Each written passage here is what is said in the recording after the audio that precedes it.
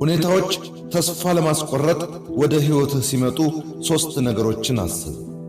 አምላክህ ካንተ ጋር እንደነበር አሁንም ካንተ ጋር እንዳለና ሁል ጊዜም ካንተ ጋር እንደሚሆን። ከዛ እጅ ላይ ባለው ነገር ደስተኛ መሆን፣ የተሰጠ ጸጋ ጠንቅቀህ ማወቅ፣ እየሆነ ላለው ነገር አመስግን። እናም ሕይወትን ቀጥል። ባለው ነገር ደስተኛ ያልሆነ ሰው የሚመኘውንም ነገር ቢያገኝ ደስተኛ አይሆንም። እንደተባለው ሁል ጊዜም ከማማረር በመውጣት እጅ ላይ ያለን ነገር በማወቅ በርሱ ደስተኛ መሆን፣ እናም ቀጣዩን ነገር ለማሳካት መታተር ያስፈልጋል።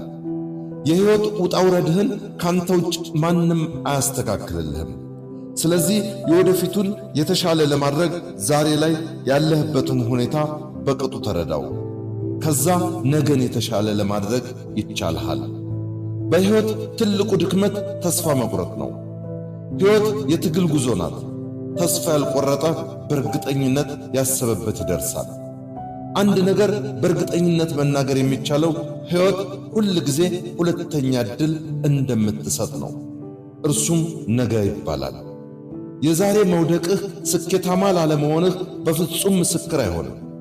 ይልቁንም ከውድቀትህ ተምረህ ሕልምህንም ከግብ አድርስ። በፍጹም በሕይወትህ ተስፋ አትቁረጥ። በለጠ ሸቴ ዘሀገረ ኢትዮጵያ